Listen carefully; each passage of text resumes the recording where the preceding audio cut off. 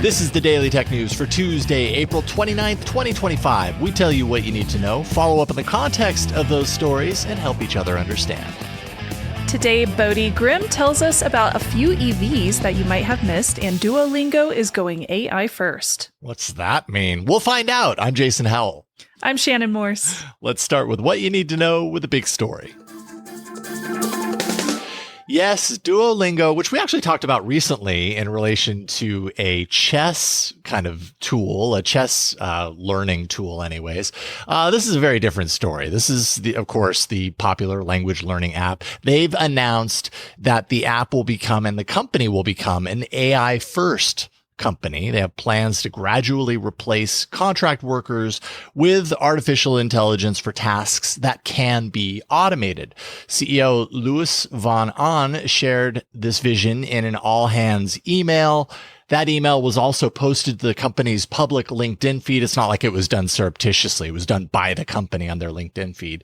The plan involves phasing out contractors for work that AI can handle, for integrating AI into the hiring and performance reviews process, also limiting new hires unless automation isn't possible, and focusing AI on repetitive tasks. Van Aan emphasizes that the move isn't about replacing full-time employees. So full-time employees, you're safe, but about removing bottlenecks and scaling content production at a time when AI can do in months what would otherwise take years, at least kind of according to this. Specifically, the note calls out that the company will, quote, gradually stop using contractors to do work that AI can handle, end quote. You can imagine, Shannon, if you go to the LinkedIn post for this, I mean, sure, there's a lot of applause emojis and everything, but boy, are there a lot of comments and people are not happy. It's kind of the time we're in right now, right? Like there's a lot of uncertainty in a lot of different ways. And a note like this, maybe the intention was to be like, rah, rah, check it out. We're stepping into this new era. But I think to some people it falls on deaf ears because they're just like, read the room. Yeah, there's a lot of discourse around AI, especially when it comes to hiring and replacing potential jobs. And I do realize that with contractual work, usually that is project-based and it's not going to be a permanent position that people are taking on. So you do end up leaving that company at some point eventually when that project is over. But when you're posting this on social media, there is going to be a ton of discourse. And there's also a lot of issues around using AI for hiring and for performance reviews. There have been previous studies that show that AI does have a potential bias there, especially if it's looking at things like resumes or if it's looking at performance reviews and using these different biases to come up with its own basic review process. So there's a reason to still have humans there reviewing those processes as well, because they may see something that AI might potentially get wrong. So there's definitely a place there and a reason for a lot of this discourse. Yeah, it is worth noting that this is not like the first step towards this. We have had some indications from Duolingo. Actually, last year, they reduced their contract workforce by 10%. So it kind of seems like this is an evolution of that trajectory. And Duolingo is not alone. Shopify shared a memo recently insisting that employees prove why they can't get done what they want to get done by asking for more resources, but with AI. And so this is just part of, I think, a trend in technology companies right now is, and the memo that was posted on LinkedIn even specifies this. We don't want to be late. If we sleep on the movement that's happening right now in the workforce and in technology with artificial intelligence, we run the risk of falling behind. Duolingo, they were app first. They were app first when a lot of other companies weren't doing the app only thing back in the, early 2010s. And that was part of the reason that they excelled and and were able to find success in what they were doing. And so I think they see this as like another version of that potentially. So it's interesting too, because related to this is an economic study in Denmark by economists Anders Humlum and Amelie Vestergaard, who analyzed the impact of AI chatbots on 11 different occupations, often cited as vulnerable to automation. This study found no significant effect of AI chatbots on earnings or hours worked, and little measurable effect on job loss or wage reduction.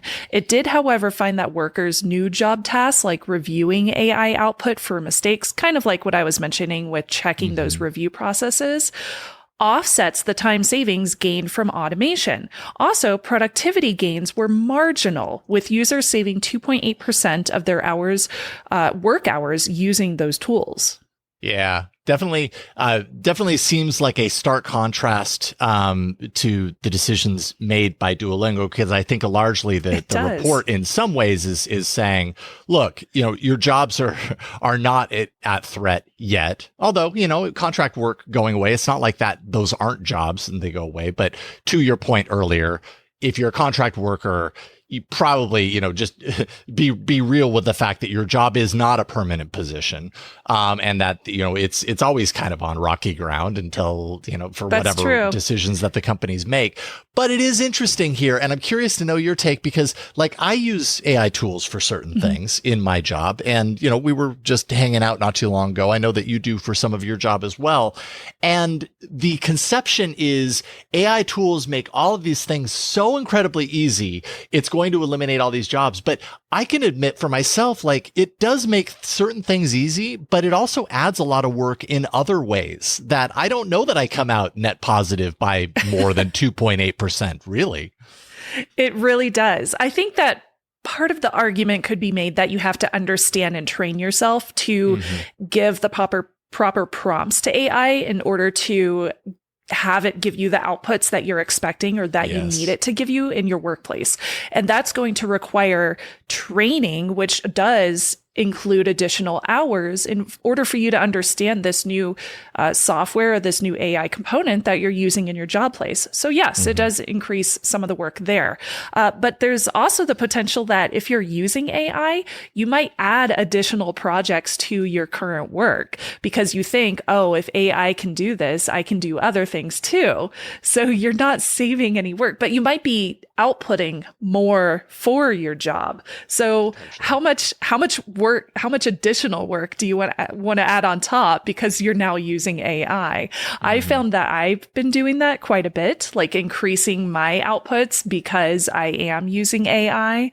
But so on the one hand, I'm like, it's not saving me a ton of time, but at the same time, it's giving me more output, which could potentially increase my profitability. Yeah, I can't remember the name of it, but there's that that concept or that idea that no matter how much time you have with a certain task, you're going to fill that time with that task. Yes. So if you have an hour versus 3, somehow you'll figure out how to fill the 3 hours versus the 1 hour if that's all you literally have for it. So it's kind of the same with AI. It's I made that easier, but then it made all this room for all this other stuff, and you're never any less busy than you were before. So. Well, if you are currently listening, Daily Tech News Show is made possible by its listeners. Special thanks to all of you, including Carmine Bailey, Chris Bonato, Jeffrey Zilks, and our newest patrons, including Tony, Amanda, Alex with 2 X's, Ron E. Morrison, David, Rusty, and Jason. Yay! Thank you so much. My goodness, 8 of you. That's amazing. Thank you.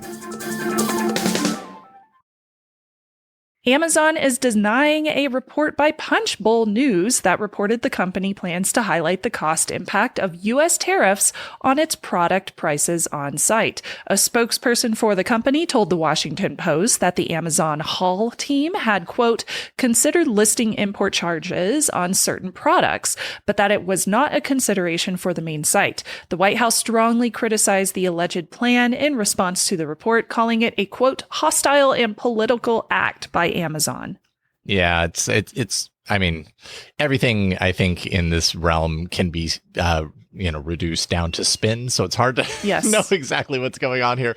But based on what they're saying now, especially what Amazon is saying right now, hey, cool your jets. We were just considering certain import charges being, represented with Amazon Haul, which was a division of Amazon that I gotta admit, I wasn't too aware of. I guess it's like a bulk amounts of low cost products or something along those lines. Anyways, doesn't sound like it's going to apply to everything if they even choose to do that at all, especially in light of this.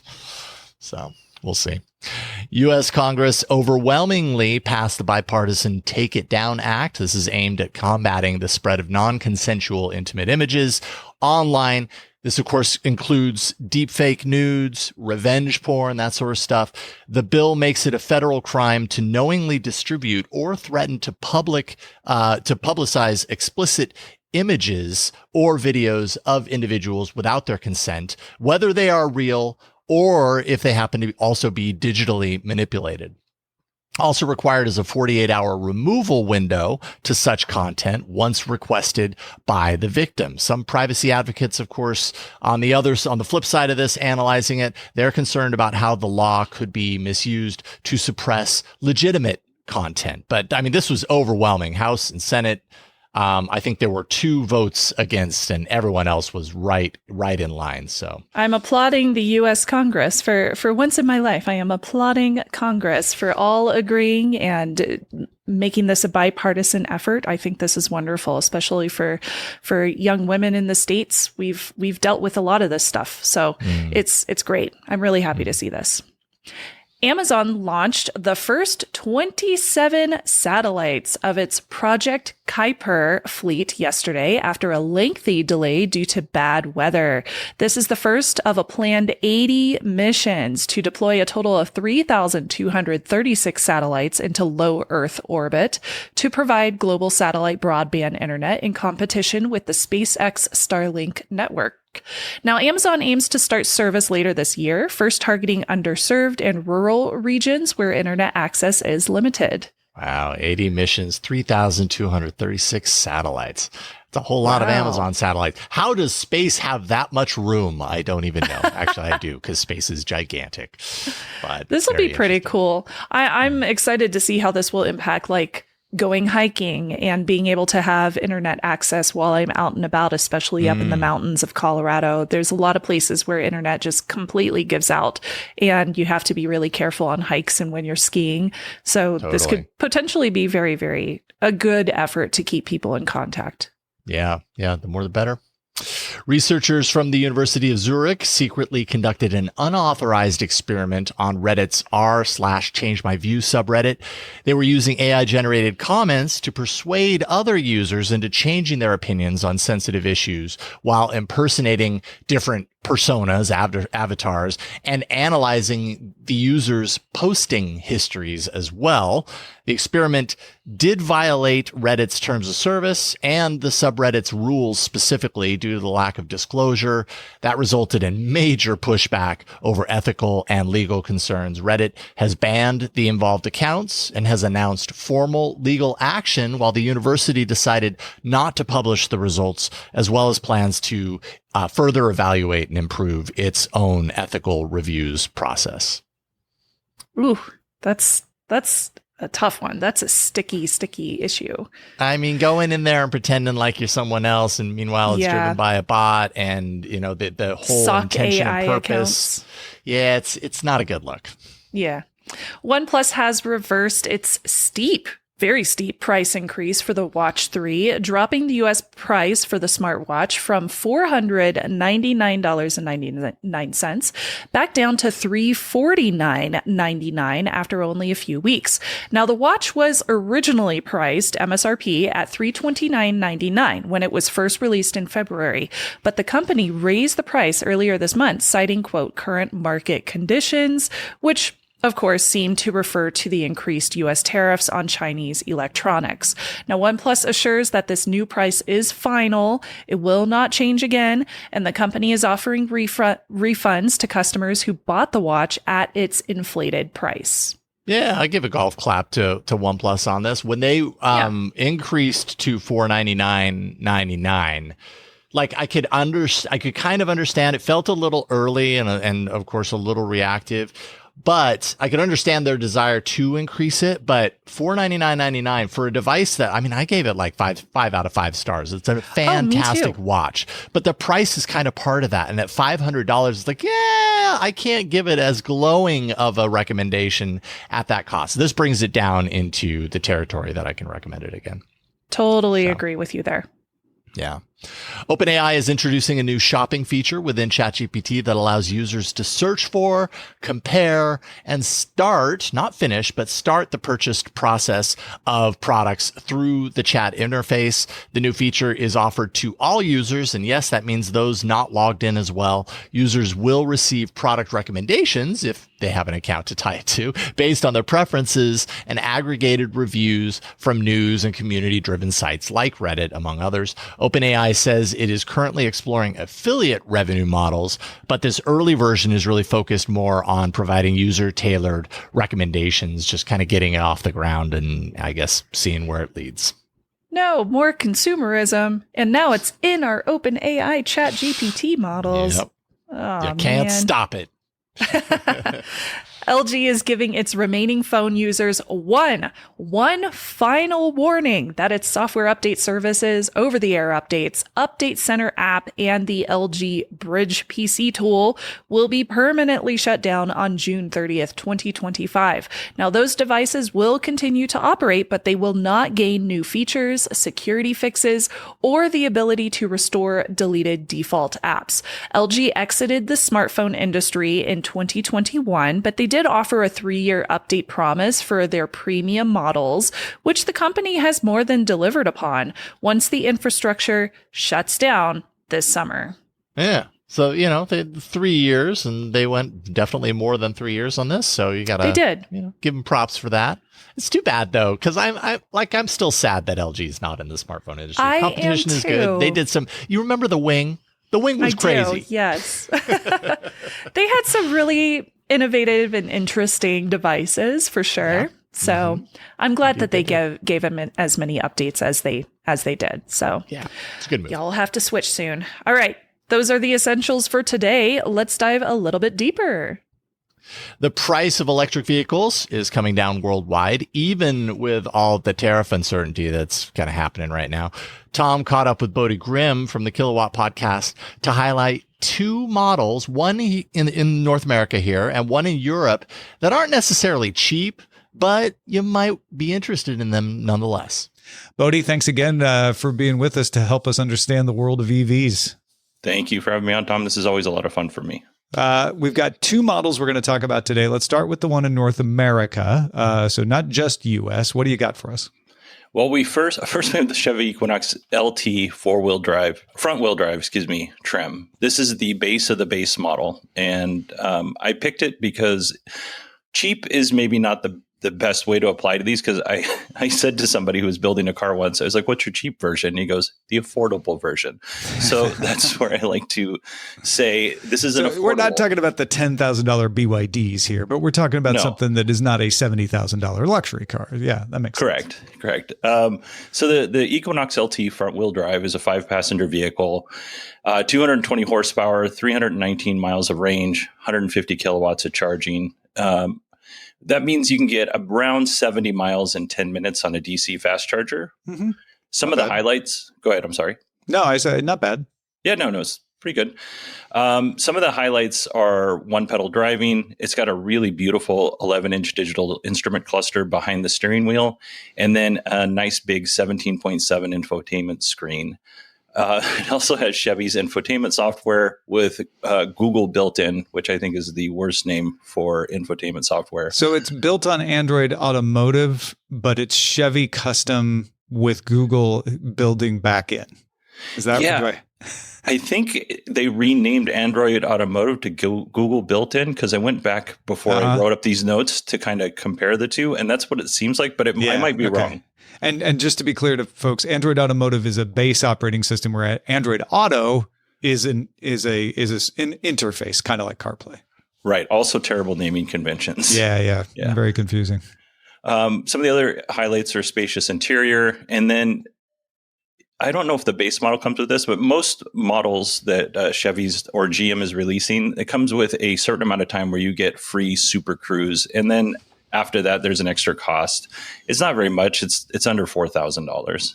And that's your autonomous features, not full autonomous driving by any means. No. We're talking level 2 autonomous features. Yeah. And so you get all the stuff. Right. And all of this starts at $35,000. In the North, at least in the US, you get a $7,500 US federal tax credit for now. Mm-hmm. So that drops you below $30,000 for this vehicle. Yeah, that definitely qualifies as affordable these days. I'm still stuck in the past where I'm like, it has to be below 20,000. But unless you're buying used, you're just not going to see that anymore. Unless, like I said, there's the BYDs and all out there. How does this thing review? What are the reviewers saying about it? So we'll start with the pros. Like I said, it's very roomy. You get bi-directional charging. So if you install some additional equipment, which means you have to buy the additional equipment and pay an electrician to install it, you can run your house off of your car in the event of an emergency, or if you just want to offset peak pricing. The range is really good. For $35,000, you're getting 319 miles range. That's really good. And then it comes standard with the advanced driver assist features like front passenger braking or pedestrian braking, lane keep assist, forward collision alerts, rear cross traffic alerts so you don't back into somebody when you're backing out of a parking space, and automatic emergency braking. What are the downsides?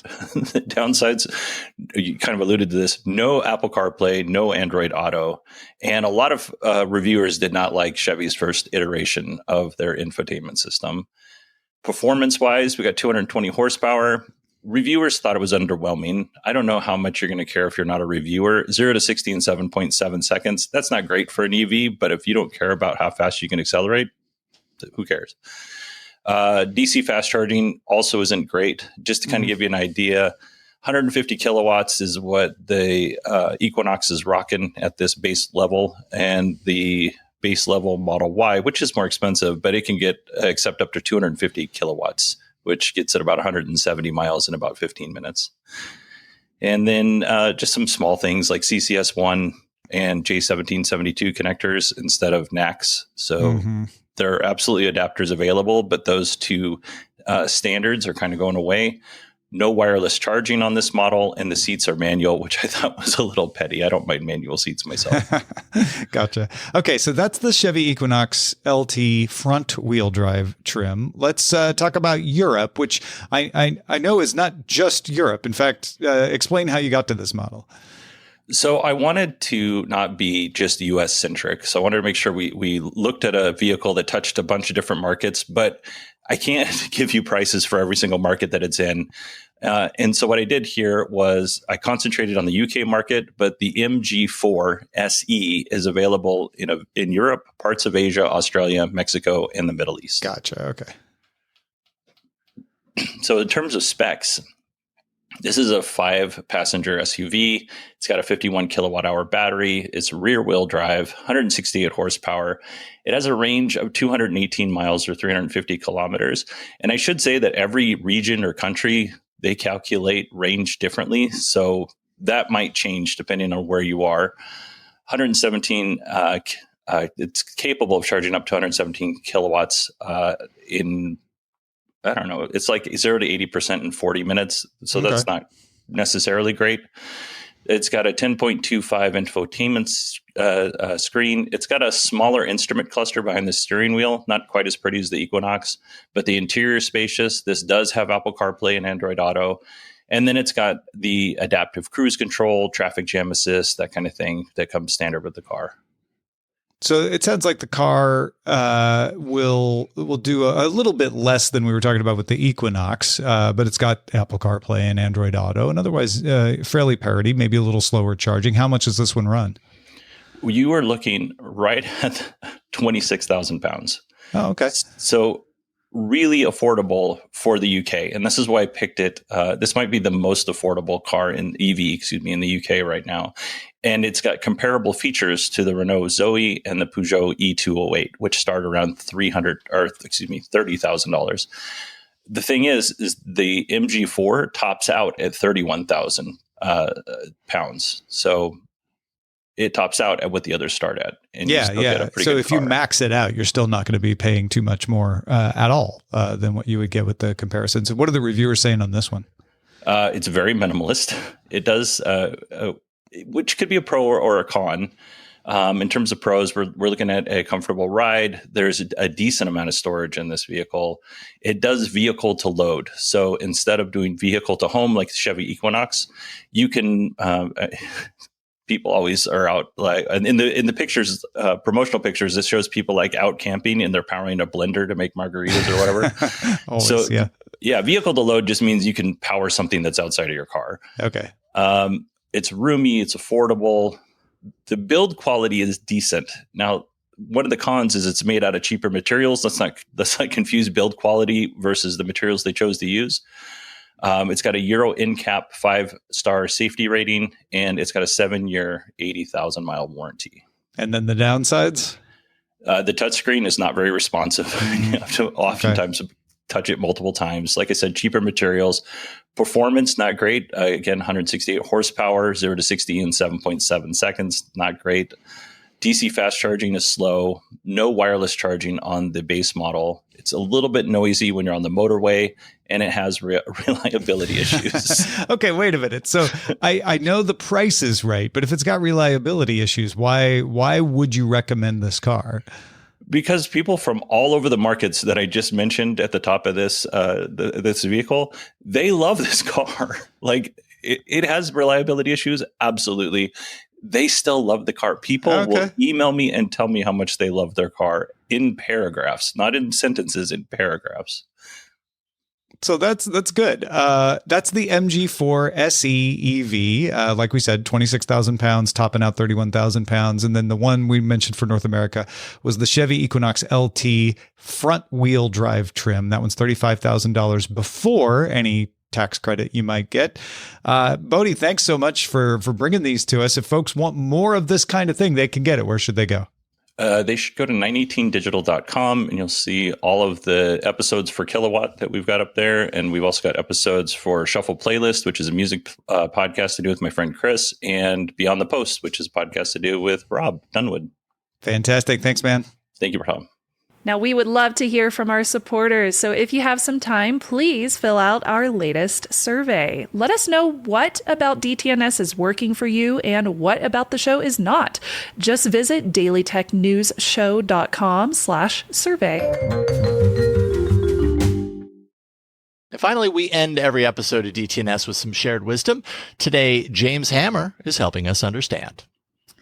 All right, James writes, "Hi, yesterday you were talking about juice jacking and using charge-only cables. I have been using a charge-only adapter instead for a while. It's a simple USB-A male to USB-A female connector that only allows charge to pass through.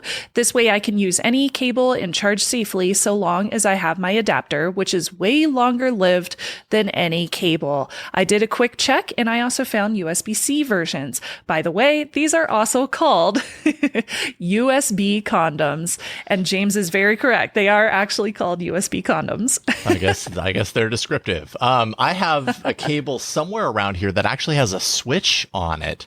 It's like a USB-C cable, and it's just a little analog switch, but with in one direction it passes data and power, and the other it just passes power. So That's really cool. I have some USB condoms, but they're mainly for testing wattage and voltage to see if cables and what cables are advertised as being allowed to give you in terms of wattage and voltage are actually doing.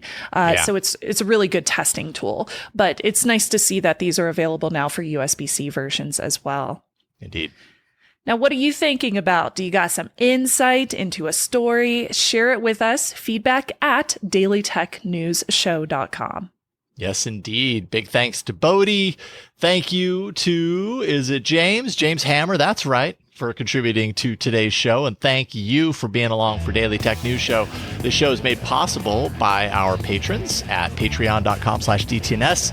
If you're willing to help make the show better, you can take our survey at dailytechnewsshow.com/survey. We'll talk to you tomorrow.